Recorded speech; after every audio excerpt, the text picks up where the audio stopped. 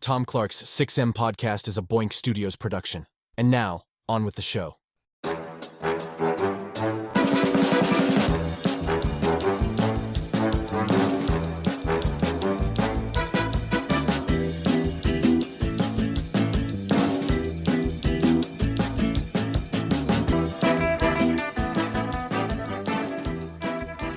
Hey, what is up? Welcome to Tom Clark's 6M podcast. I'm your host, Tom Clark, and in this episode, I'm joined by co-host Phil Lindsey.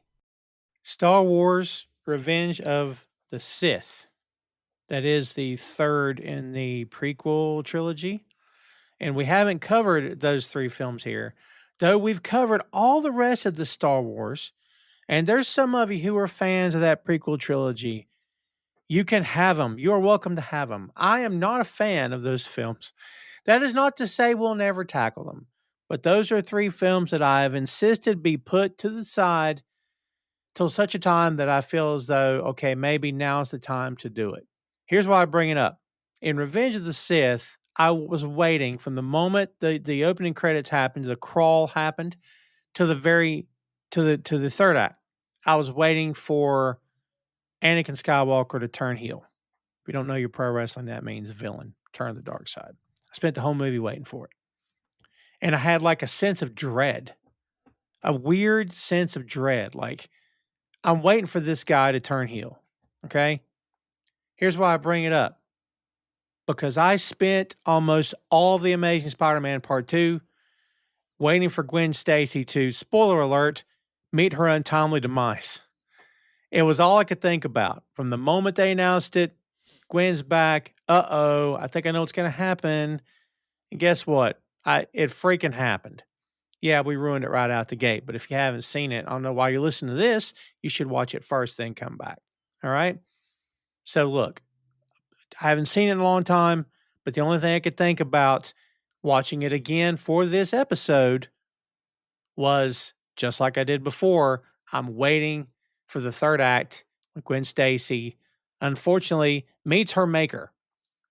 And that's not the most tragic thing that happens in this movie. This movie, oh my goodness. We said when we did the original Amazing Spider-Man film that was going to be it. More than likely, we're going to stop there. I'm like, you know what? Let's just do this. Let's get this over with. So we're now getting this over with. Doesn't mean you need to stop listening. We'll make it fun. I promise. Don't be dreading it. Don't dread this episode. You can dread the film. Don't dread this episode. We're going to tackle it today and wrap up this little 2-movie franchise thing that they attempted. Because, man, I got a lot of thoughts on this film. But before we get cranking, let's do this. The Amazing Spider-Man 2, internationally titled The Amazing Spider-Man 2 Rise of Electro, is a 2014 American superhero film based on the Marvel Comics character Spider-Man, produced by Columbia Pictures in association with Marvel Entertainment, Arad Productions, Matt Talmach Productions, and Ingenious Film Studios, and distributed by Sony Pictures Releasing. The film is directed by Mark Webb from a screenplay by Alex Kurtzman, Robert Orkey, and Jeff Pinker, based on a story conceived by the three alongside James Vanderbilt.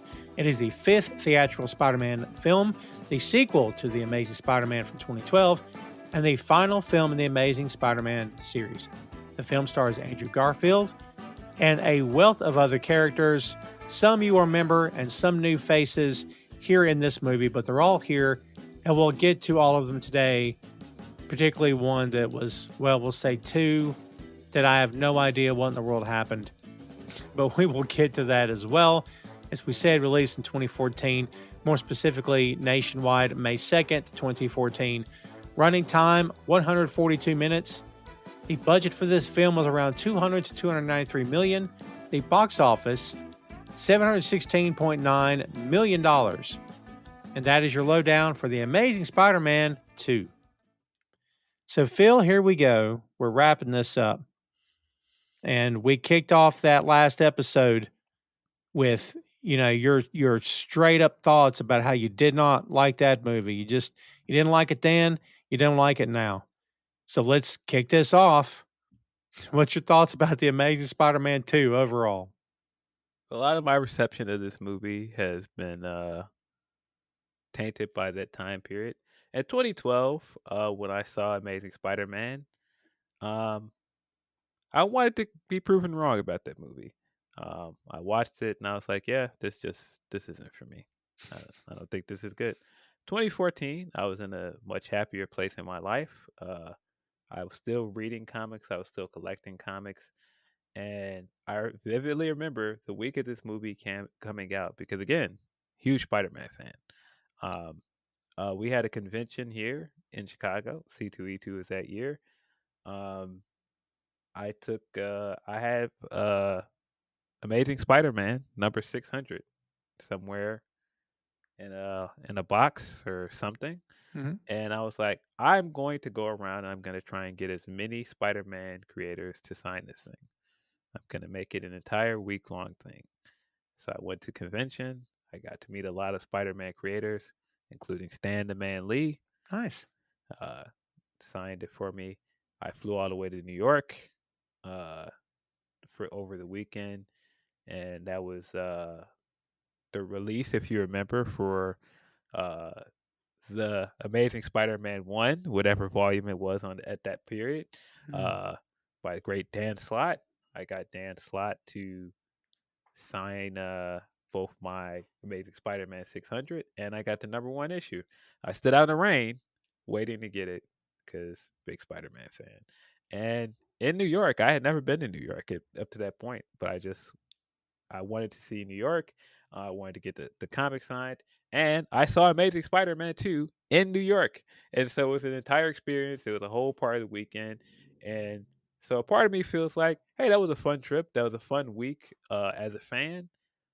Can't get much better than that. With that said, this movie is not good. Movie is not good.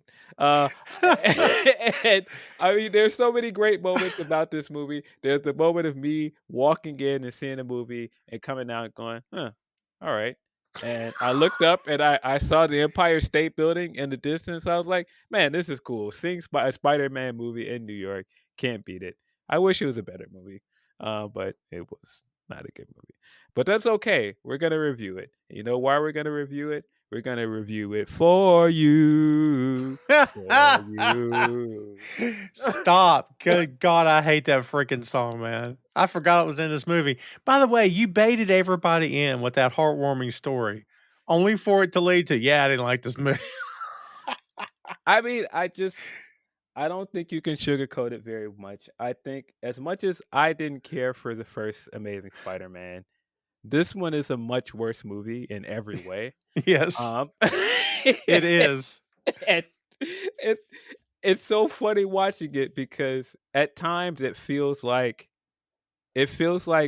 Batman Returns. Like there's few Mm. things from it that remind me a lot of Batman Returns. It feels like a Shoemaker movie at times. Um, and there are periods where I'm just like, in 2014, in this time period where there are much more comic book movies, there's so much success in this genre. Who is this movie for? Like, what is this? Who is this movie for? My goodness. Yeah, it by the way, doesn't it make it that first one look a lot better it by comparison? Be honest. I think it does, but there are things about this movie that I appreciate and I like a lot more than I did the first movie. I think the bright spots in this movie are pretty great, Mm. but the rest of it around it is oof. Uh, Well, before we grab the shovels and start shoveling some of this crap, let's get to the bright spots. What's the bright spots for you? I assume the costume is one, but what else? of course, the costume I think is one of the best Spider-Man costumes we've seen on film to date. I think it's incredible. I think it looks great. Like the color, the eyes and everything. It's as close to perfect for that time that we got. The Mm. only thing that was missing was the moving lenses. Mm. But and I think that Andrew Garfield looked great in the suit. I think he has the right build for Spider-Man. I think he sounds like Spider-Man. His banter is great. Uh he sounds like a New Yorker. All the stuff that I said that he does well in the first movie, I think he does it even better here. Um, Once we get past that the plane crash with his parents, because we get the reveal, still starting this movie with the parent stuff again for some reason. Mm-hmm. We get the plane crash, which is the parents' origin from both the 616 universe and the Ultimate Comics, I believe. In both versions, uh, his parents die in a plane crash.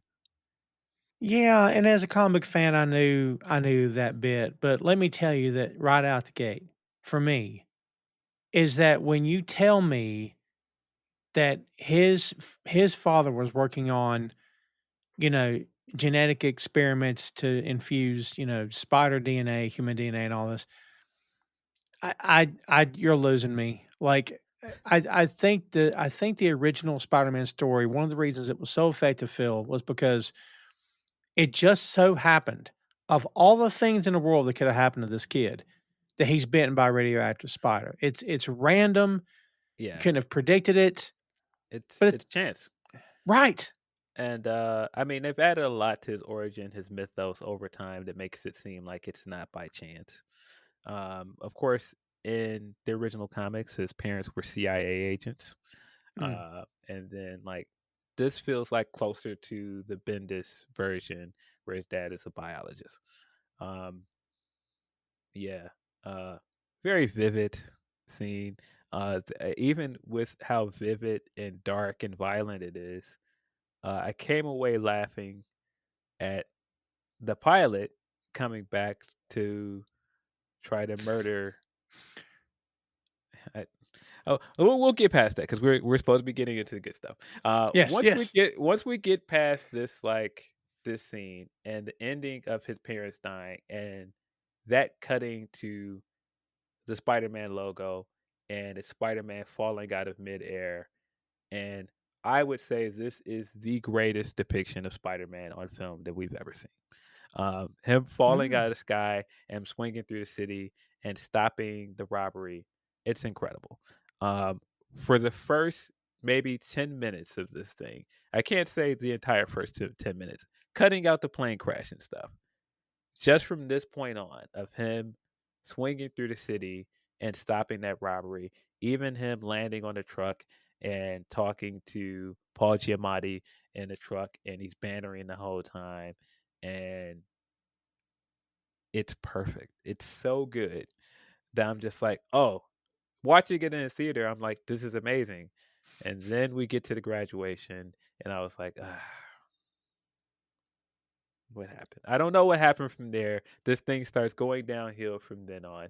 But that initial scene, and there's a reason why that scene pops up so much on Twitter and social media, because it's incredible. And if the movie had kept going in that direction, this would have been a very good movie.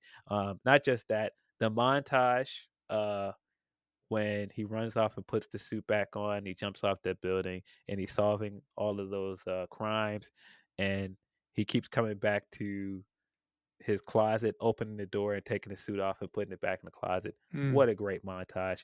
Um, the stuff with him in the convenience store, uh, stopping the robbery as Spider Man with like his scarf and hat on, picture perfect. Him stopping uh the kid from getting bullied and walking him home. That montage is so good. It's so good. It's that's Spider-Man. Um Even the stuff in Times Square when he initially meets Electro. We'll get past the stuff with like Electro. We'll get to that in a second. But his confrontation with Electro and him still addressing Electro and trying to talk him down is great. And even him, like him saving the people on the stairs, looks incredible. Uh, him stopping Electro with the water hose, with the firefighter helmet on. Again, picture perfect. This is Great. Spider Man. It's Yeah. so great. Um, the Andrew Garfield and Emma Stone's chemistry continues to be great. Um, there are bits of the melodrama here that are sappy and stupid, and they don't make any sense.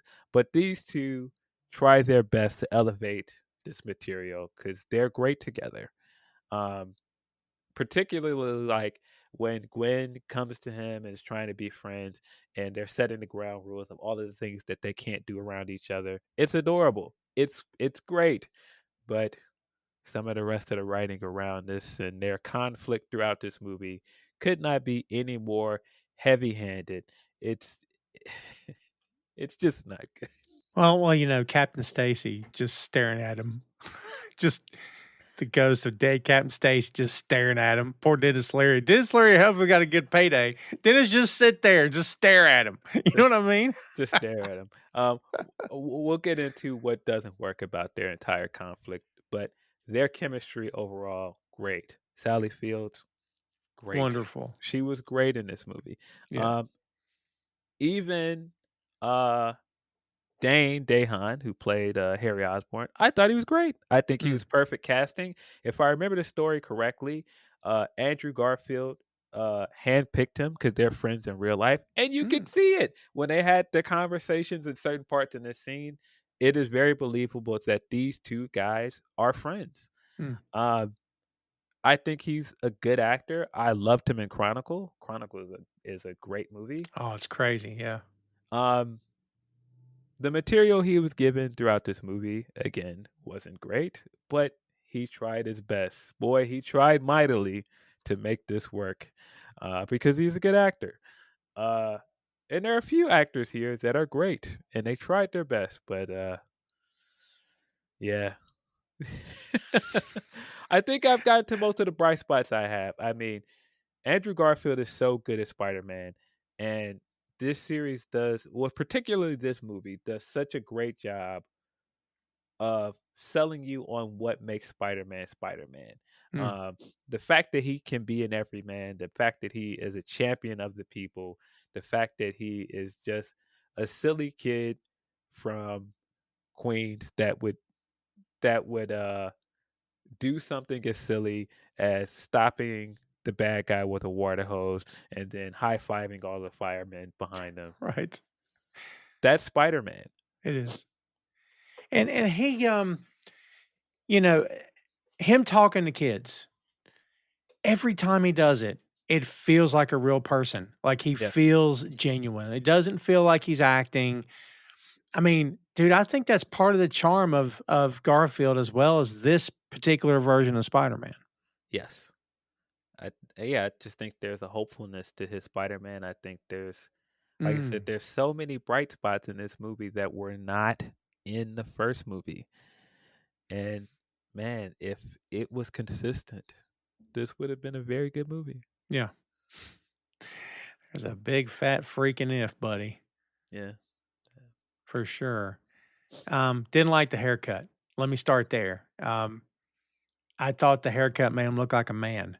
And he's senior year of high school. I'm like, yeah, he could have probably done with some more hair. I know that's being trivial, but there's one moment he's talking to May, and when he stands upright, I'm like, this is not a freaking high school senior, man. This is a grown man.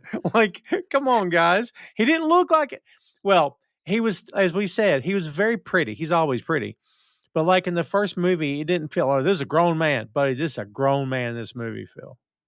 I do not like this depiction of Peter Parker at all. As much as Mm, I think, like, as much as I just gushed over how great Andrew Garfield is as Spider-Man, he's not a very good Peter Parker. And I think as much as this movie sometimes gets what makes Spider-Man tick, it does not understand what makes Peter Parker tick. And it's part of why I said the second it gets to the graduation, the movie starts to fall apart.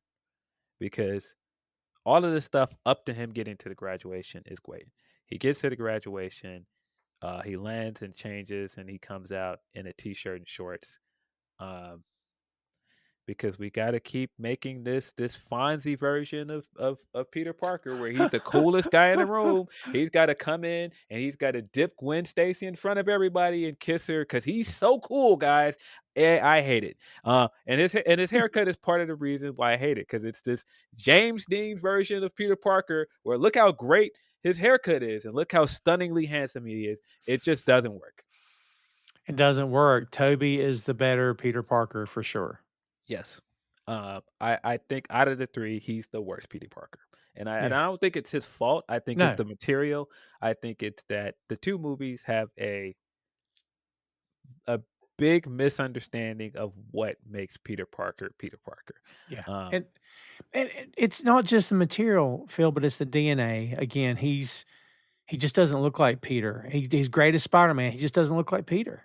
I think he could have pulled it off with a better script. I think he could have Mm, pulled off this because he's so good as Spider-Man and he's it's so fair. likable and relatable that I think he could have done it as Peter Parker, but the material continues to try and go, look how great this guy is and like look how like even all of the scenes with him and Gwen where he's like sneaking a kiss and all the stuff, it's like all right.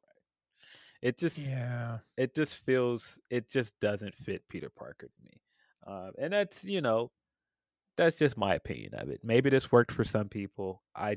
Again, this Fonzie Peter Parker thing where every time he shows up in a room, hey, Peter's here. Hey, it's like, all right, Uh, I just did not like it.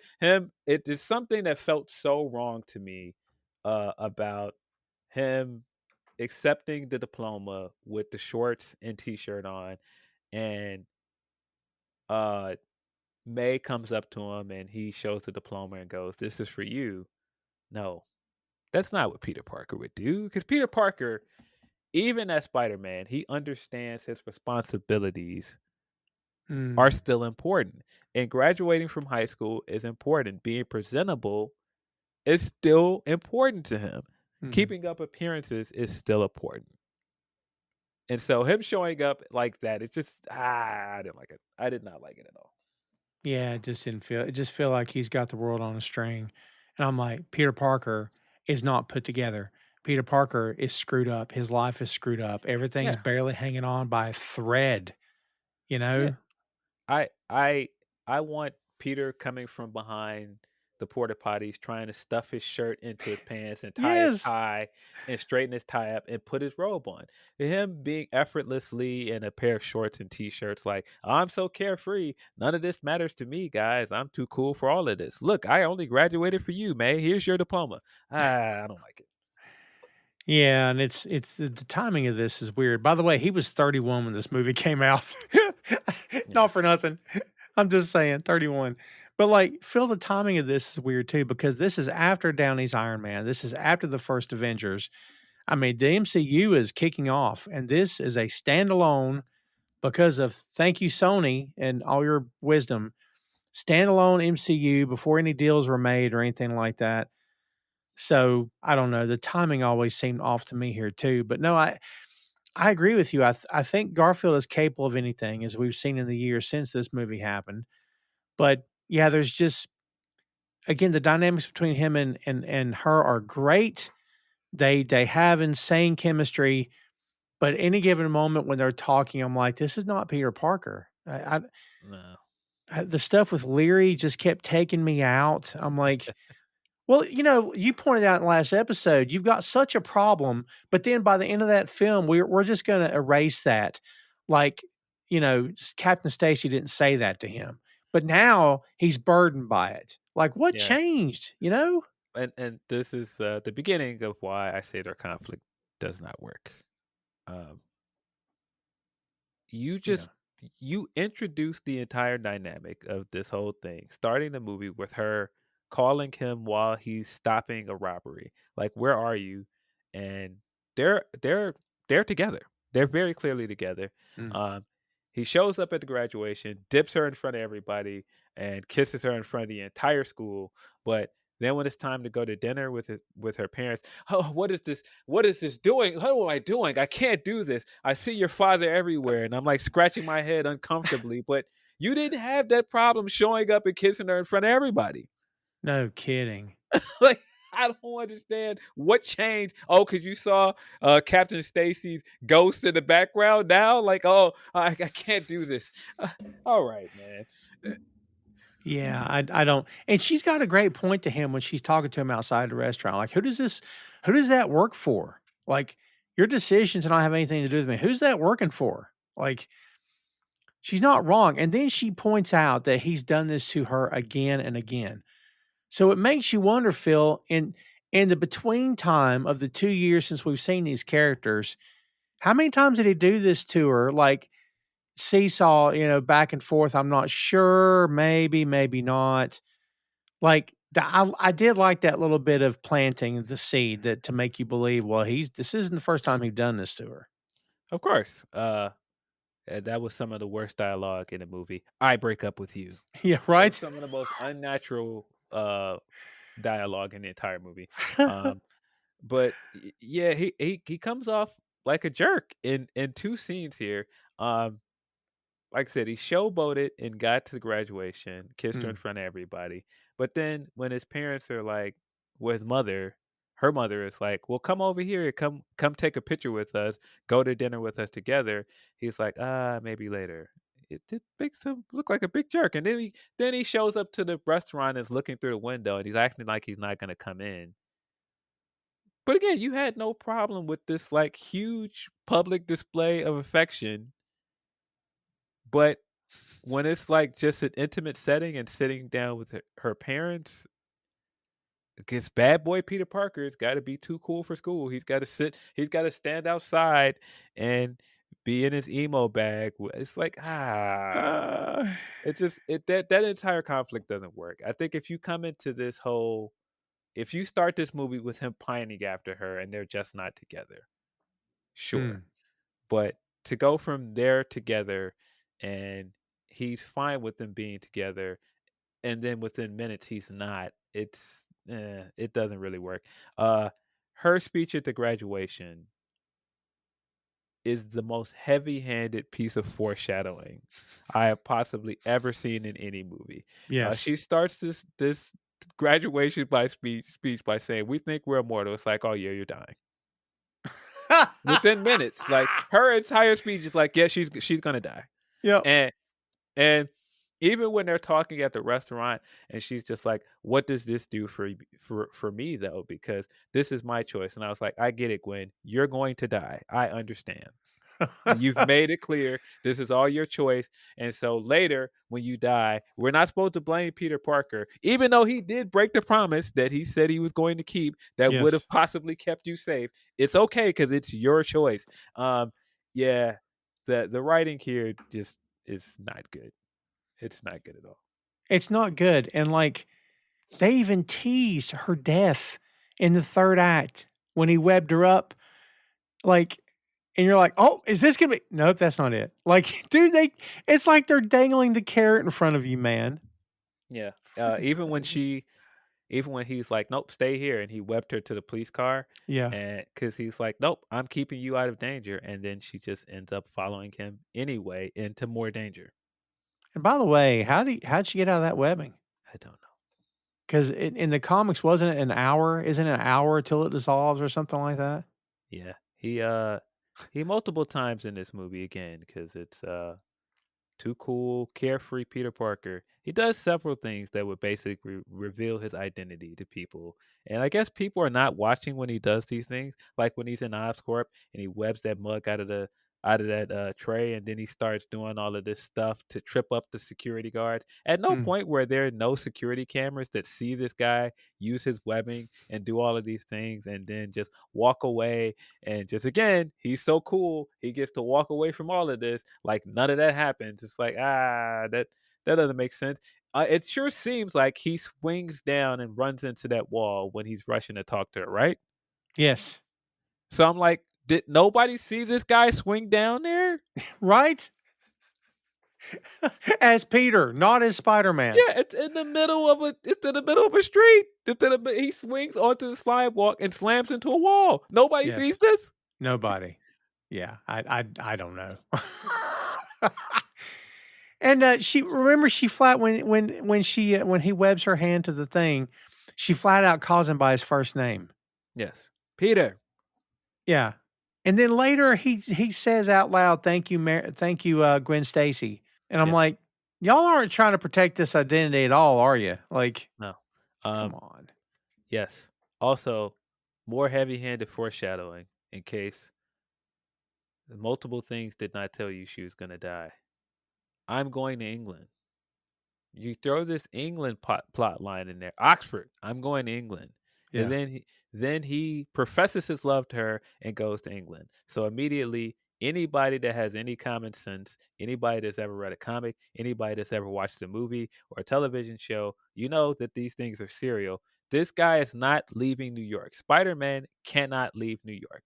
Something's gonna happen to stop him from going to England. I don't know. Maybe his girlfriend dying. Yeah. Yes.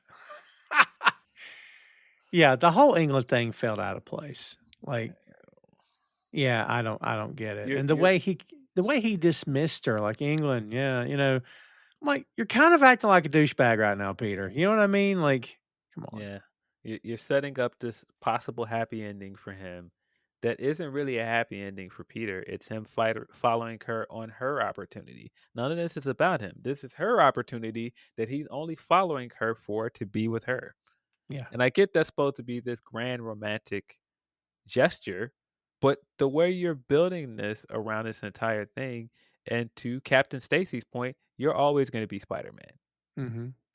And I don't think he ever has this realization in either of the two movies. And I think that's part of why the script in both movies doesn't work, is that no matter what, I am always going to be Spider Man. And because I'm always going to be Spider Man, everybody around me is going to, unfortunately, have to take on all of the threats that end up in my life. It's the thing that they did very well in the Raimi films.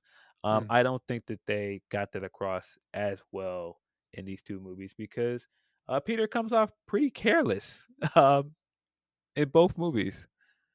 Oh, dude, completely. Like, again, you've lost the plot. You've lost who this character is. I think that is the had they nailed it, you know what I mean? You could almost excuse the other stuff because Garfield is the primary saving grace of both films.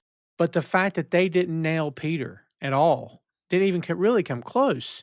Yeah, Like, had they nailed it, Phil, our reviews maybe would be a little bit different, but they didn't. And because they didn't nail it, basically everything around this character doesn't fit either, you know? yeah, yeah. The So much of the conflict of this movie just doesn't make sense as well. It It's not doesn't even make just the sense. Gwen and Peter stuff. The conflict with the two main antagonists does not make sense at all. Let's get to it because I can't wait to talk about this. Jamie Foxx is Max Dillon slash Electro. I hated this depiction. I like Jamie Foxx a lot. It's terrible, and to me this is terrible. Like, this is one of those characters that you mentioned, the Schumacher Batman, buddy. You better believe it. That's exactly, if you took this guy and put him in there, he fits perfectly. I just told somebody a few days ago the thing that I really liked about Nicholas Hoult in the Superman movie is he's he's Lex Luthor and he's not trying to do an impersonation of Gene Hackman.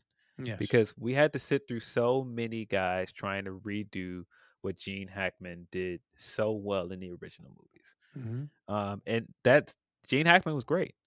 But we did need to keep seeing Gene Hackman again. Um, this very much felt like them trying to redo the bit of Edward Nygma and Batman Forever Yes. and Michelle Pfeiffer in Batman Returns, where the nerdy person that just wants to be seen and just wants to be noticed and is obsessed with the superhero becomes the villain. And boy, is it bad. That whole the monologue in his apartment where he's talking to himself, it is cringe inducing, buddy. Boy, is it Oh, it's bad. so bad. It is so it's so bad. And it somehow gets worse throughout. Even his entire origin of falling in the bat with the eels, boy, it's bad. Like he's getting shocked by the eels and they're like biting him. And at one point they have like the CGI eel that's like looking right into the camera and then flies right at the camera and bites him. Oh my god, it's It's it is so bad. abysmal. This might be the worst thing I've ever seen Jamie Foxx do. I think this might be it. It's so bad. And Jamie Foxx is such a great actor, He man. is. A multi-talented guy, But man, what they asked him to do, man, he's not good. The scene where he has an interaction with Smythe, and Smythe tells him, um, he what did he tell him? He says something about Spider-Man, and he has this thought in his mind like, "You don't know Spider-Man. He's a Leo. You're a Sagittarius." It's like, what? Yeah. What? What are we talking about? Oh, Oh, that is truly terrible. I just can't. It didn't start here, as we know, Phil. yeah, The two villain film didn't start here. But once it came out, there's going to be two villains. I'm like, I'm already worried about this movie. Like I wasn't yeah, crazy about the first one. I'm already worried about the second one because of that. If nothing else. yeah. I definitely think the villains were the weak point of this Spider-Man franchise as well. The For villains were sure. pretty bad. Um, Yeah. I will say a lot of the effects with Electro in some of the fights look great. Their fight in the third act, I think it looks good. Mm. Um, it looks like a video game, but for the most part, it's fun. Um, their interaction in Times Square, um, like that, just that scene of him smashing into the big screen behind him and sapping up all the energy and all the lights go out in Times Square and then all the screens start falling down looks awesome. Mm. But yeah, from there it just I don't know. Even like him talking and they have that music that's for some reason narrating his thoughts.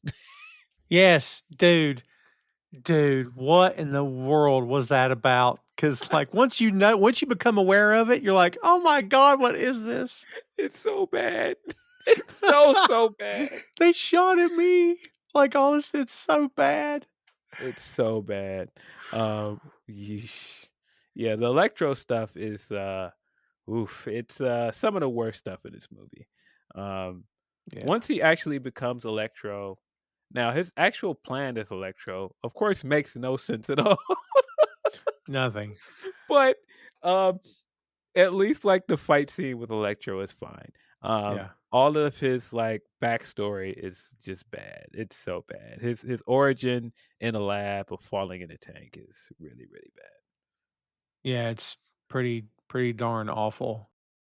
Boink Studios YouTube is the home of Tom Clark's 6M podcast. Tom Clark's main event, Bear Mode, a podcast review of The Bear, and Two Nations Under Ted, a Ted Lasso podcast. Subscribe to the channel for archives that date back to 2014, with new content being uploaded every week. And check out boinkstudios.com for links to every podcast platform, social media, special announcements, and a lot more. Bookmark the site today. Paul Giamatti, you mentioned before, as Alexei Sistevich, who was the Rhino. Uh-huh. By the time you get to the end, you've completely forgotten about him being in the first of the movie because you saw him for like 20 seconds and then it's over. And then he's back in the end with the worst suit ever. The thing has machine guns on it, but it's the Rhino. Okay. Like, must have been an easy paycheck for Giamatti, which is great because he's a phenomenal actor. But man, Another fantastic actor. yes. I think all their interactions in that initial scene where he stops the robbery, Yeah. great. He pulls his pants down, all great. Dude, when All the he's on the side of the truck and he gives the motion to roll his window down and he does it. I'm like, what are you doing? Let me talk to the guy dressed as a spider. all great stuff. Um, Woo. It's wonderful. I saw this movie twice because, as I said, I saw it in New York, and then because I bought Spectacular Spider-Man on Blu-ray at the time, it came with a free ticket for Amazing Spider-Man 2. So I That's right. saw it a second time, and the second time I watched it, the flaws were even more glaring. Um, because it didn't have any of the magic of seeing it in New York. But seeing it in New York, even as much as I enjoyed the overall experience of being in New York and seeing it, I remember being very much annoyed at the end of the movie because Yeah. I couldn't have rolled my eyes any harder at the idea that you got all of this and you're supposed to get to this epilogue, I don't know if we're getting if we're getting ahead of ourselves by me talking about the ending. So I don't know if I should continue to talk about what annoyed me so much about this ending. Yes, go. Um, you do all this stuff. I think that they very much rushed to the Gwen Stacy death. I think if you're gonna do that, you should have done it in the third movie. Um, Mm. Because we haven't spent enough time with him and Gwen for it to feel as meaningful as I think they want it to feel. Yes. And also, it's some of the most ham-fisted foreshadowing I've ever seen. So it kind of takes away from the gravitas as well. But you get to all of this, and you get this great montage of him going to the cemetery over and over again, and the seasons changing. And then you end the movie with this silly scene with the kid earlier in the movie putting on a Spider-Man costume, running out in the middle of the street and thinking, I'm going to stop this guy. And then that leads to a showdown with Rhino, who, if you remember, Rhino was in the commercials. He's in a trailer. He's Yep. in one of the trailers, I believe. Yep. And this sets up to Spider-Man running at him. And that's it. That's the end of the movie. We don't actually see the fight. They No. set up all of this stuff. I don't even think the third act stuff with Green Goblin was like great. I think the way that they've kind of like just got to the moment of the death of Gwen and then completely moved on from that fight like it wasn't still happening was weird. Mm. But to get to the end of the movie and it's him running at Rhino and that's it. It's just cut the credits, guys. I was like, "What? That's how the movie ends?" Right. Yeah, I didn't get that either. Yeah, none of that made any sense. And we mentioned Dane DeHaan as Harry Osborn. I personally didn't care for this Green Goblin stuff. I thought he looked comical. I thought, man, just flat out tell me that you've combed his hair up and hairsprayed it and you've put makeup on him because it's obvious, like and to his credit, he played it to the hilt, but I'm like, I'm not buying any of this. This is pretty Boy, freaking terrible. boy, did he try. He All this did. stuff with him is just Harry. I think he did a great job. Sure. The stuff with him and Norman on his deathbed, I did not like at all. The first time we see Norman in this entire franchise and he's dying, and then he just dies off screen. Uh, I didn't. And Right. the reason why he's dying is very poorly explained. Yes. He's got like weird claws, and he's like, I don't know, like he's like really mutating, I guess. That's what we're supposed to take away from this. And I guess we're supposed to take away Norman's not really dead. Just the way it's handled. I thought that this was setting up for like a third movie down the line where it's gonna be revealed that Norman's not really dead. Okay, fine. The stuff with Harry after he reveals to him that the disease is genetic is terrible. Yes. And for some reason, this disease, after he finds out about it, it then rapidly starts to get worse with no like real explanation why. I don't think we ever even see Harry go to a doctor or a doctor giving us any scientific reason why all of a sudden this is getting worse or what this disease actually is. Yeah, that was bad. But again, I think Dane is good as Harry Osborn. I don't think that the stuff with Harry Osborn is the problem. The second we get to the Goblin stuff, boy, is it bad. Even his interaction with Peter as Spider-Man in a suit, where he just wakes up from he wakes up from a nap, I guess. Yes. He wakes up from a nap and it's like, "Hey Harry, look up here." And Spider-Man slowly God. slowly coming down and sitting into a chair So to tell him, bad. "You can't have any of my blood, Harry Osborn. I Yeah, don't know what it's gonna do to you." I came here to tell you that. Yeah. And then it has one of the most unintentionally funny scenes in the movie where he's sitting outside next to the window and Harry's in there like throwing a tantrum and flipping stuff over. "Spider-Man, you're a fraud." And then he just lays back on the couch like he's gonna go back to his nap. That's so good. I swear. I don't. Again, I don't understand. I guess you. I don't know. And by the way, isn't it? I'm speechless. Isn't it convenient that he gets in there and gets a hold of this stuff, and he lands at the feet of the Goblin outfit? What kind of coincidence is that? Like, All of the stuff to set up him becoming the Green Goblin is nonsensical. When he finds out that Max it was an employee and he's looking at all of the records, and then all of a sudden the guy comes in and goes, "Muhaha, we're gonna frame you for this, Harry, for some reason that is unknown. This is all your fault because you uh, looked at those files. Like, wait a minute, what? Why are you doing this, though?" yeah, right. What's the point of this?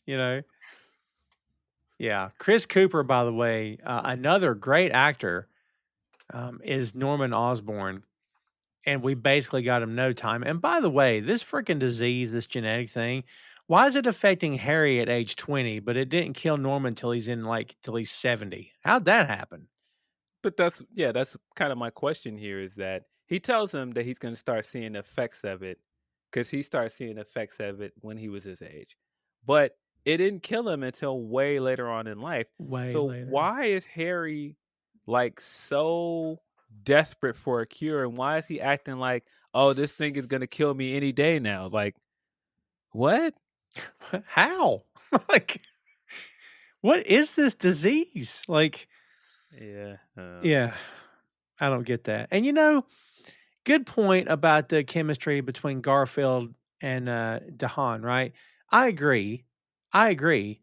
However, when you're showing us flashbacks of the Parkers leaving the kid behind, you couldn't have gave us one little flashback of Peter and Harry as kids, just Yeah. something to sow the seeds of, we were friends till they sent you off and you were there for me when my parents and I'll be here for you. Phil, they just kind of told y'all that as, Harry standing on the staircase, and that's how you got updated. And I'm like, you couldn't have done some kind of exposition 20 minutes ago in the film? That was weird to me, man. Yeah. Their explanation and how quickly they got there was strange, but yeah, I thought their dynamic. I thought they were great together. I thought that they were a good version of Peter and Harry. I just again, I wish we got a bit more of it before we jumped into this goblin thing. I think they Mm, could have saved the goblin reveal into the end of this movie. He didn't even have to go full goblin. They just could have they could have gotten to the start of his big heel turn as a cliffhanger for this movie. mhm. I agree. I don't understand that because you think you're out of the woods. You're like, oh, Gwen's gonna make it after all. Yeah. Nope. Here's this goblin dude with the Halloween hair. Like, Yeah. what? Yeah, Yeah. dude. Yeah, and Wow. and to get into the stuff with the death of Squin, um, it's such a seminal moment for the comics. It means a Yes. lot for the comics, and it's such a big moment for Peter. This is a pivotal moment for him, not just as Peter Parker, but for him as Spider-Man. Like, this is it. It's such a big moment because not a lot of comic books would go that far with it. That the superhero does not save the girl. Right. And so it's such a big moment. And I think it means a lot more for what the comics represented and what Norman represented in his life for it to be Norman that took her away from him. And so when you make it Harry be uh basically an accident from Harry, I think that takes away what this is supposed to mean. Mhm. Um I saw I saw a clip from an interview with James Marsters, and he's talking about Buffy the Vampire Slayer, and he's talking about how to Joss Whedon the vampires represent evil in the world, and overcoming evil as an adolescent and coming of age is the whole point of the Buffy the Vampire Slayer series. Mhm. And it's the same way for the Spider-Man series. All of his villains are adults and he, as an adolescent, is overcoming all of these um, evils and temptations in the world, and Norman is a big part of that. And so to Mm, not have Norman be the guy that kills Gwen Stacy just doesn't work, at least in mhm. my opinion. I could because, and it could be just me overthinking like what it represents in the comics, but I just think it just doesn't work. And I think part of the way they do it in this movie doesn't really hit the way it's supposed to. Um, but I think the way that it was filmed and everything was beautiful. I mean, we that's another one of those scenes we see constantly pop up on the internet of him trying to use his web to save her, and it looks like a hand trying to reach out to her, and just like the visceral switch from that to her jerking and slamming towards the ground is horrible. It's Yeah, traumatic, like it's it supposed is. to be. But yeah, I it should have been Norman, not Harry. Yeah, just, don't get her pregnant with twins first. We don't have to get into that. Right? Yeah, I wasn't feeling that at all. And Felicity Jones, by the way, shows up as Felicia Hardy for like 47 seconds or something and does nothing. Just Oh boy. shows up really pretty in black hair, and that's all she does. Like, Um, that's another bit of this movie that I think is also awful, and I think it bogs down the movie is the bits of world building we got in the first movie were a lot more subtle. Some of the stuff towards the end of the movie, not so much. The stuff in this movie was just like it didn't even attempt it. It just was like, look, guys, we're gonna do more movies. There'll be spin-offs and there'll be all of this. Right? Smythe, uh Felicia. And it's like even the way they were saying the names at certain points in the movie, it's like this is supposed to have infamous emphasis on it. Cause look, it's Felicia, Hardy, or Smythe. I mean, Mr. Smythe. Um, yeah, they were so I mean, even the setup for the Sinister Six at the end of the movie, yeah, very, very contrived. pretty bad. That's BJ Novak as Alistair Smythe, kids, the head of and also we've got Martin Sakis as Ashley Kafka, the head of Ravencroft Institute. What'd you think about that random placement of Ravencroft here? Again, we got to set up as much random world building as we can. Hmm. Um, I love that they did not even try to recast J. Jonah Jameson because you can't. You can't. You Um, did you see the emails from him where he's all pissed off at Peter?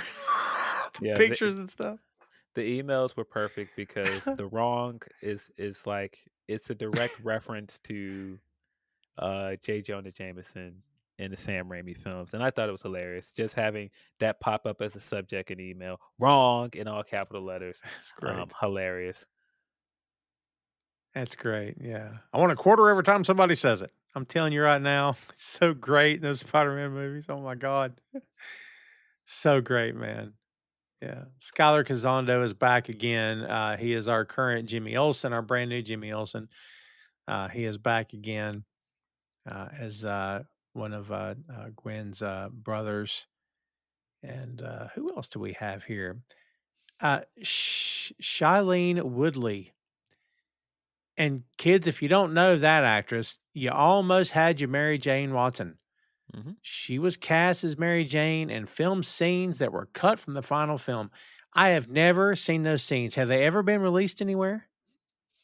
I don't think so. I haven't seen him anywhere. That makes me want to go look now. I But think she would have been great. I've seen her in multiple things. She's really good at. mm, yeah, maybe it would have worked out. Campbell Scott's back, and so is Embeth Davidtz as Richard and Mary Parker, respectively. Colm Feore as Donald Mencken. That's Oscorp's vice president, head of the board.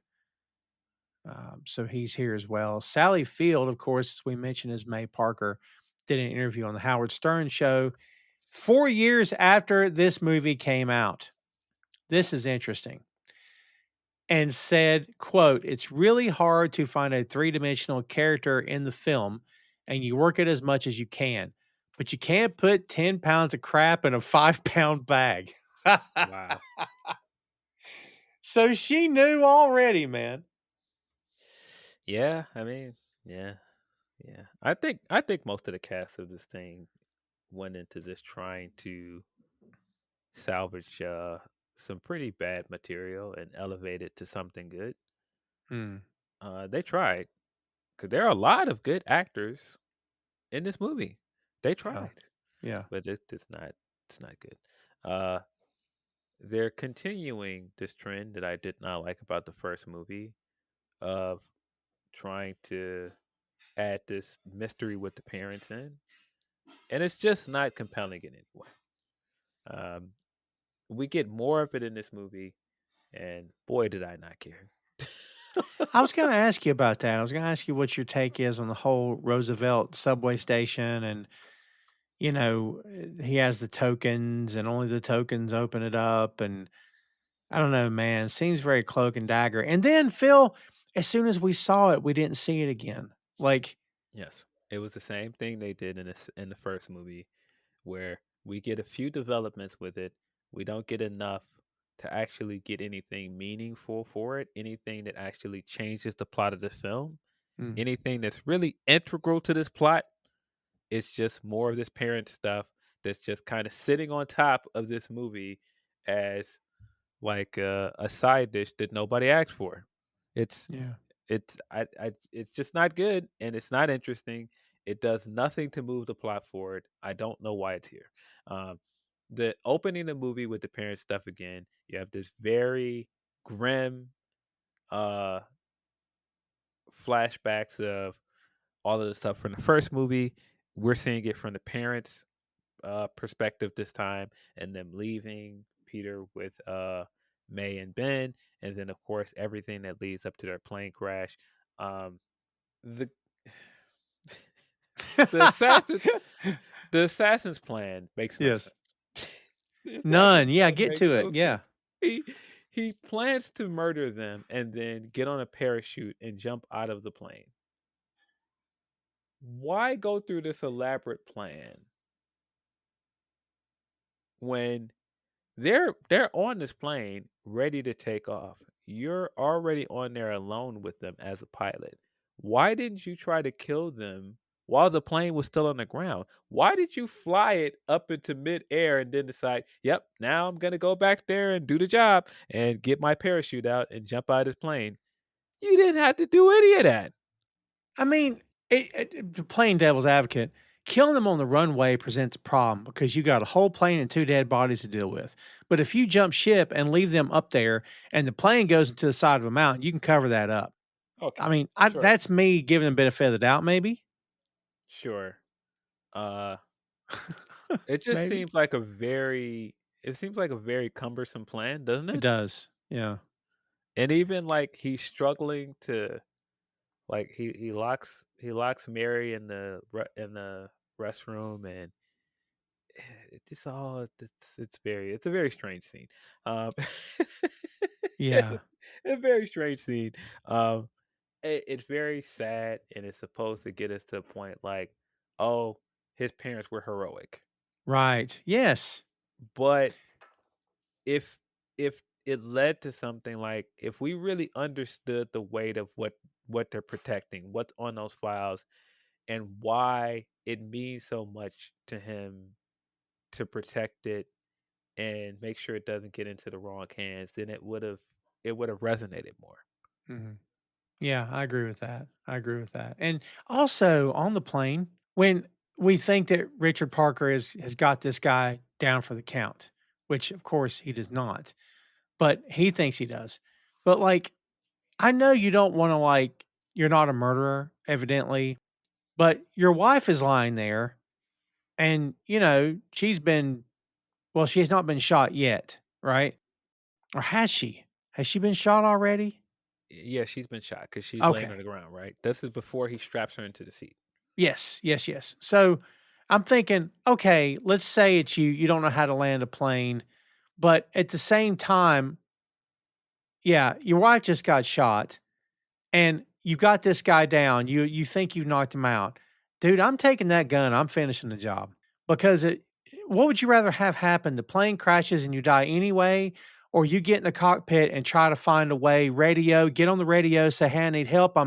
There's no pilot. I don't know what to do." But no, he just goes, "Here, breathe this oxygen." I'm like, this guy's gonna get back up. Like, come on, man. I know he's like a scientist and not an action hero, but still, that took me out. And the upload, or when he's trying to upload the information, and I'm like, come on, man, what are we doing here? The Wi-Fi is incredible, Phil. Can we just say it's really great here? The plane is going down and he's still checking the upload. After, Yes. by the way, he blows out the window Yeah. and our would-be assassin gets sucked out of the window, and that's how he does away with him. And he flies out of the window and out in the most like comically unrealistic way. Ah, It's so ridiculous. it's so Um, ridiculous. but yeah, then he picks up the laptop and he makes sure that it continues to upload. Because this is life work, and I guess it means something. I still don't know like the real importance of this. But then that leads into the rest of the movie where May basically tells Peter the story that the public knows that they're traitors. I don't understand the point of that subplot. Is that to like make add more mess to Peter Parker's life and for him to second guess everything? Uh, I guess, but this is again a bit of my issue with the first movie and how they never bring the Ben stuff full circle because he never finds the guy that kills Ben, and Right. he never has to learn the lesson of, all right, I made a mistake and it cost me my uncle, and I have to understand that I have a responsibility and I have these powers and I have a responsibility to do what's right. It doesn't matter what the public thinks of me or what the public thinks of my parents. I've already made the decision that this is what I'm going to do with my powers and this is who I am. Right. That's never really got across here. So when he's having like this identity crisis, and even this idea of him going away to England, it doesn't hit the way it does because he did not have that full circle moment of being Spider-Man is my penance because I made a mistake. Yeah. Yeah. We never got that. You're right. Like it's never expressed. And May is the one who has suffered the most because, and look, we're doing that thing again. We're talking about the other movie. I don't care at this point. Like it's hard to not reference other movies, but like in Sam Raimi's version, that Peter was honest with May and told her Yes. the truth. This May never gets to know the truth about what really happened. Yeah. Well, I mean, because he's never had to face what actually happened. Yeah. And then also when May tells him the stuff and she's like, you're my boy. I'm not going to hurt you. I'm not Yeah. gonna do that to you. Yeah. It's good. She's really great here, but she just didn't get anything to do. She's great, but I just think those scenes would work better if it felt like because he's saying afterwards, like you're enough, but she's clearly not because you spent 2 movies chasing the ghost of your parents. You spent all this time trying to figure out what happened to them. Why aren't they there? Yeah. And so it just feels hollow. It does feel hollow. And like, you know, the fact that May's kind of made out to be this gullible old lady, right? Like they Yeah. just bought the story that was told to them without asking any questions, without I mean, did it not seem to you guys like maybe something's weird? Like they're leaving their kid with you and then suddenly they mysteriously die on a plane crash? What are we talking about? But like it looks like her and Ben, they just bought it, man. I bumped into that too. Yeah. And I mean, I get it. Maybe we're supposed to believe that that's a big part of why Ben wanted him to understand and be a better man and try and teach him right from wrong. Mhm. But yeah, I just think the parent stuff just doesn't really work. No. And I don't think there's a compelling enough story there to put it in both movies. It just felt like their attempt to differentiate this franchise from the franchise that came before it. Yeah.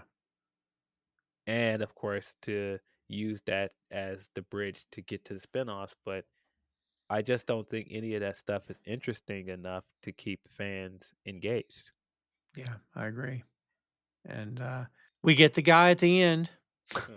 Same Shadowy guy. figure. The shadowy figure from the first movie. And, Harry's locked up, says it comes and goes. I'm like, wait a minute, your death comes and goes? I guess because he took the stuff and I don't know. He took some spider venom that escalated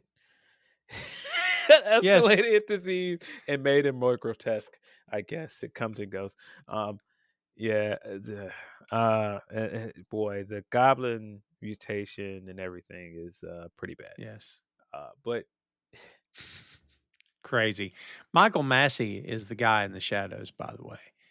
And he's now credited as Gustav Fiers, or the gentleman is the character.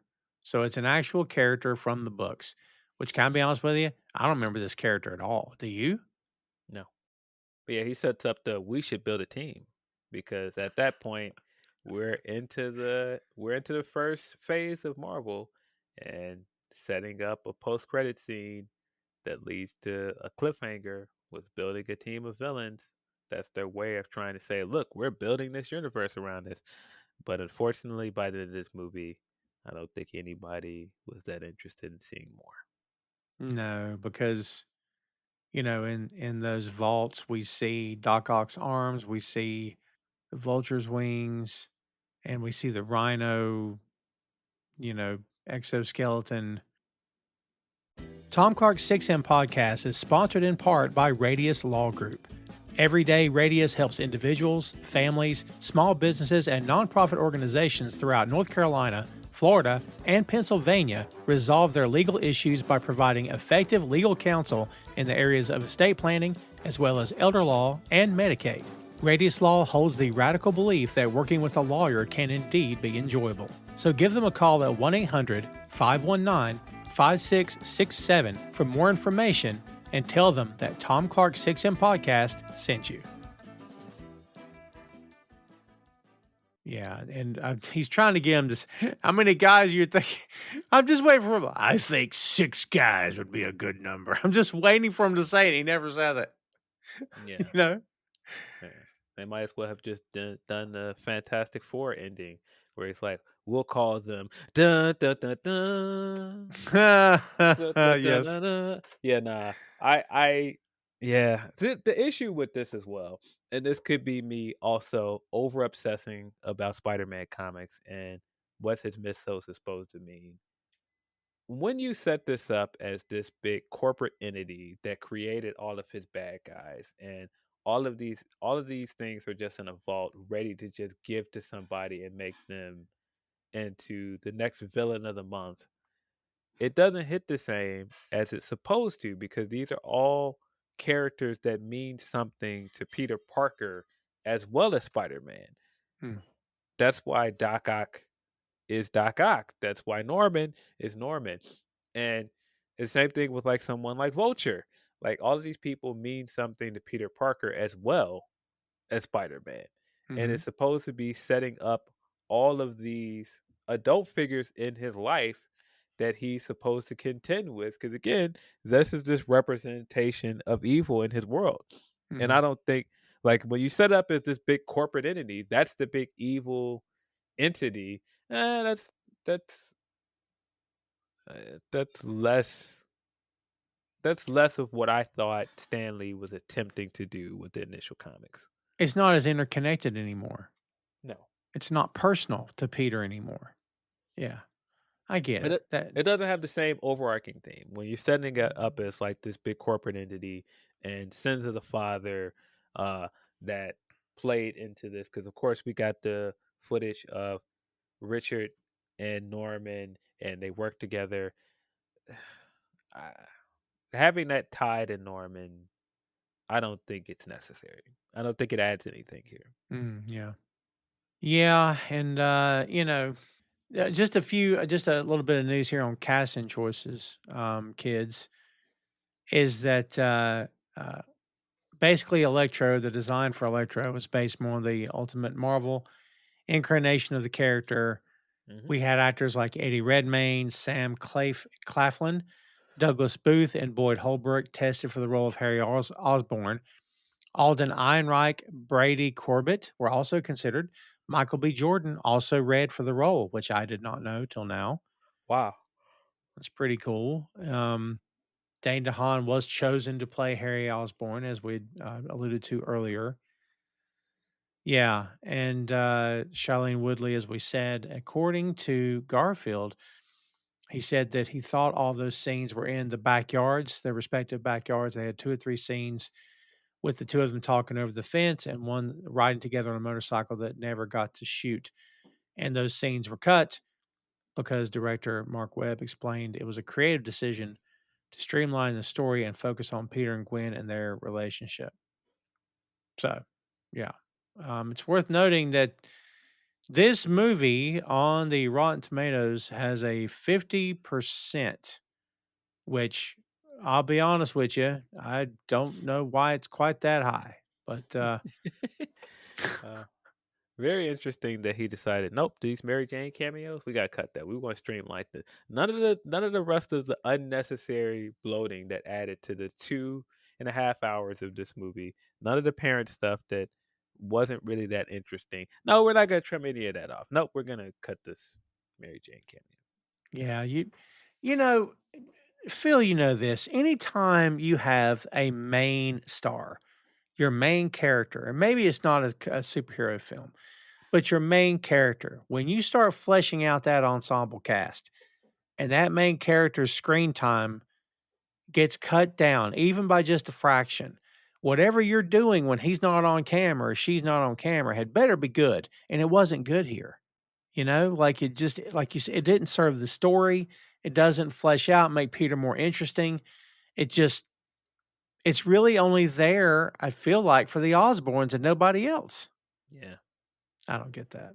I don't get that. But um, also, J.K. Simmons, who we mentioned, the great J.K. Simmons as J. Jonah Jameson, was interesting in coming back. If the studio offered it to him, evidently they did not. So, yeah, a few different decisions that were made creatively behind the scenes, not just scenes that were cut, but casting decisions and whatnot. Is anyone out of place here to you, Phil? Is the cast pretty solid from top to bottom? No one sticking out at you or anything like that? Except maybe Felicity, and it's not really her fault.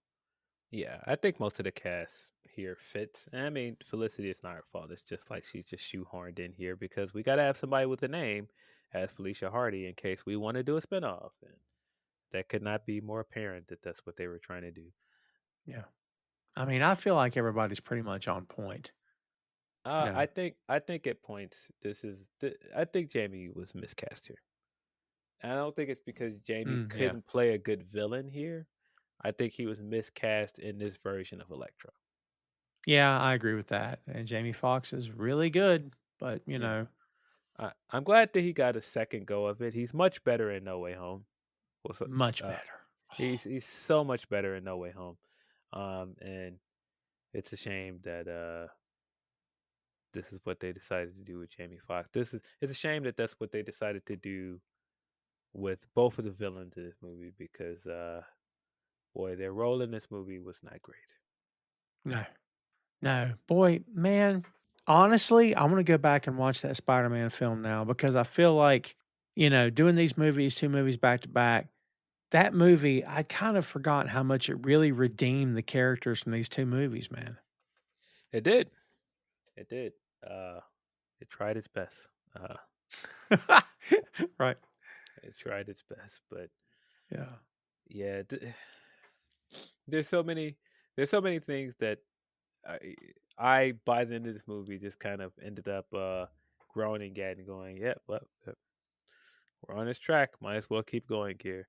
The stuff in the subway and the whole subway revelation, and he gets the video of his dad explaining like what he was actually doing and basically clearing his name. It's like, all right, but what did that add to the rest of this movie though? Doesn't Exactly. really advance any other plot line in the movie. Maybe Yeah. it's supposed to set up that Peter Parker is now sure of who he is and who his parents are, and so he has no reason to cling to being in New York anymore. I can leave. The only thing that was still keeping me here uh, was trying to figure out the truth about my parents. Now that I have that, I can leave. Mhm. Maybe that's the point it's supposed to make, but I don't think that it really drives that point home well. No, and Spider-Man is as much New York as Batman is Gotham City. Yeah, I think the main issue with that is that he's always gonna be Spider-Man. He can leave and he can try to act like he doesn't need this, he doesn't need to be Spider-Man. It just doesn't work, but that's also why he's a very guilt-driven character, and I don't feel like that was Mm. really present in this movie. Yeah, I agree. And I don't know what I personally expected from this movie. And I'm not gonna sit here and claim, oh, I knew from the previews this was going to be bad. Cause that kind of sounds like oh my God, I'm so effing smart, kids. But I will tell you that when I saw the previews for this, I'm like, this feels like a lot. I see 3 villains. Do we need 3? Why in the world do we need 3 villains? Like, it just felt I don't know, man. Like that I was really worried about it when I saw the previews. Right. The not just that the music started narrating what was going on in Electro's head, but then as the movie goes on and he starts to get more confident with his powers, he's getting this dubstep music that comes on every time he appears on screen for some reason. Mhm. And oh man, we didn't even talk about this doctor, the doctor that is trying to figure out like what makes him Electro and like decipher his powers. And so he's basically torturing him in this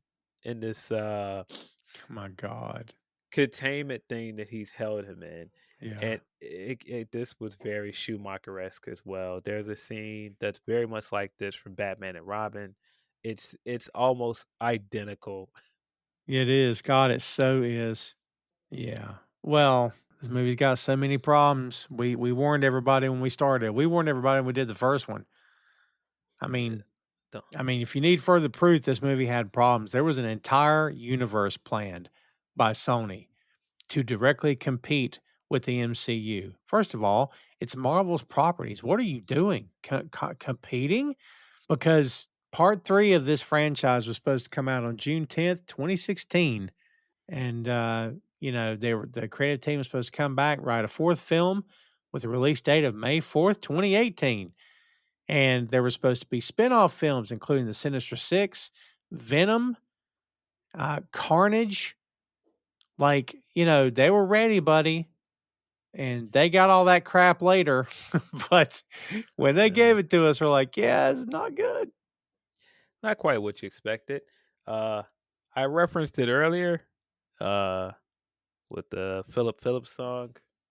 Hmm. That when Peter is coming up with that whole diagram and trying to figure out what's going on, and he's doing because he can't focus, so he goes and gets his dad's leather bag out of his closet, and he's doing like this diagram and trying to figure out this mystery. And for some reason, he's also got like a picture of him and Gwen in there, and like his thoughts about their relationship. And I'm like, but what does that have to do with this mystery? Really? But it doesn't matter for you, No, it's so for bad. you. Oh, God, that might be one of the worst songs I've ever heard, man. Remember when that thing was everywhere at the, Yeah, it it was was like in bank everywhere. commercials and everything. Yes. But yeah, that scene was so weird and out of place as well. The music and everything for it, it was like, why? Huh? Mm. Yeah. Well, look, this wasn't all, everybody, because Sinister Six was going to be more than just one. It was Sinister Six Part One. It's was slated for a November 11th, 2016 release. There was Yeah. going to be a Black Cat solo film. There was even going to be a Spider-Man 2099 to be released in 2017. Buddy, their docket of films, Phil, are very ambitious here, man. They really did not want these rights to lapse back to Marvel. No. That was very apparent, and I get it. Um, maybe have someone with a vision come in and write these movies before you set out this entire plan for a universe. I don't know. Maybe do that first. It's fine. Come Mm. come in and have somebody that has a successful franchise and has an idea for the world building before that. Yeah, and it gets more interesting, more and more interesting. According to the internets, following the 2014 Sony Pictures hack, and that is when November 2014, the hacker group known as Guardians of Peace leaked confidential data from this film studio, Sony Pictures. It included employee emails, personal and family information, executive salaries, copies of unreleased films, so on and so on. Emma Stone was revealed to be in talks to return as a resurrected Stacy in the 2017 female led film and The Amazing Spider Man 4 as Carnage. Oh boy. Sony was further revealed to be in talks to have Sam Raimi return to the franchise to direct a new trilogy for his version of the character, along with a Spider Man versus The Amazing Spider Man. And was this discussion with Marvel Studios about including Spider Man in the MCU and Captain America Civil War? Oh boy. Man, it just blows my mind, all this stuff. Can you imagine? Yeah, nah. I'm good. I'm glad that none of that happened. I mean, if they wanted to go the different route, they had so many ways that they could have set things up to go a completely different route. You didn't have Mhm. to do a lot of Norman stuff. I was waiting for you to go in a completely different direction. Just imagine you, and this could be just my brain working like I often do with these things, having writer brain. Um, Mm. uh, if the videos that we see with Richard working on like the DNA, and then we find out that he used his blood as a safety measure so that nobody else could use it. Sure. What if the other guy was not Norman that was working on this? What if it was Miles Warren that sets up the clone saga stuff? Mm. You Interesting. could have went in a completely different direction, and you wanted all these spinoffs. You could have set up Ben Riley very easily here. That would have been interesting, man. I think I would have been here for that. Yeah, but Yeah. I the way that they were trying to do the Sinister Six stuff, it was just doomed to fail. Yeah, I agree. They were really trying to shoehorn that in and make it happen, man. And all of their villain movies that they've done since then, they've all been very bad. Yeah. Oh my God. I mean, at the end of the day, you trust the Spider-Man franchise with the people who own it. Sam Raimi was the right director at the right time with the right cast. But because he got it, Sam got it. He understood. I don't know that Mark Webb fully understood. I don't know that the screenwriters fully understood, but Sam got it. Like Yeah. Well, the difference is Sam was brought in to make a movie that was successful, and then he got sequels.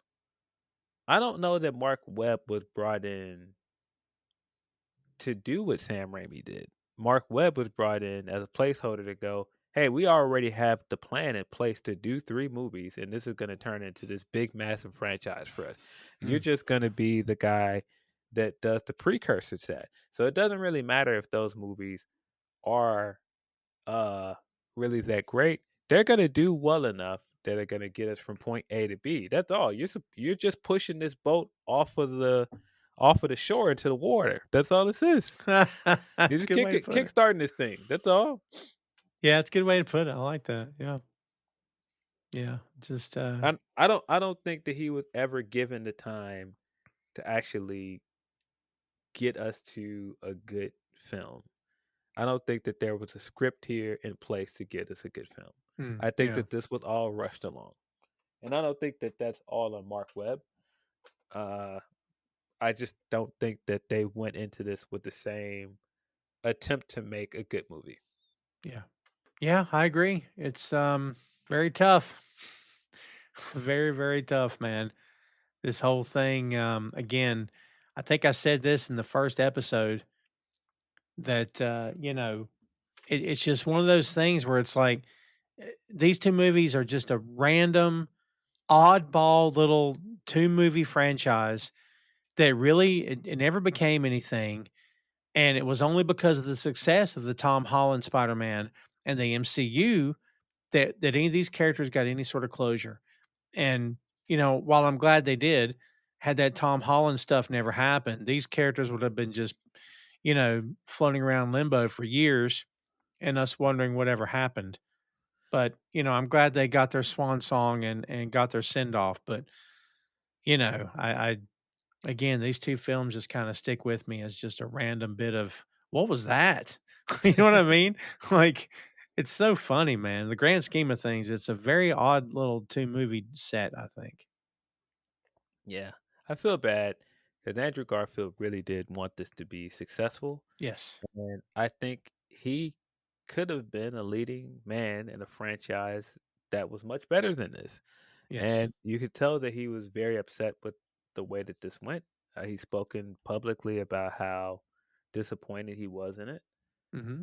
And it didn't have to be that way. I think they had the right guy to go in this direction and restart the franchise. But I think with the time uh, and the right script, this could have been so much better. But this was clearly rushed along because Marvel was having success. They were making a lot of money, and we can't let those rights lapse to them. We gotta put something out. Yeah. Well, I think we've seen through the years, anytime you rush it, you're going to pay the price and you're not going to get content that's any good. I mean, Yeah. it's, Yeah. We have a second Fantastic Four movie. We have Fantastic Four reboot that proves that. yep. Yep. No doubt. No doubt. Well, kids, there you have it. There's the Amazing Spider-Man 2. I don't know what you're thinking. What kind of franchise you gonna tackle next? Well, you just got to wait and see. There's plenty of MCU stuff, Phil, that we've never tackled. Shockingly, there's a lot of MCU stuff we've never tackled here. Individual movies that we've just never done.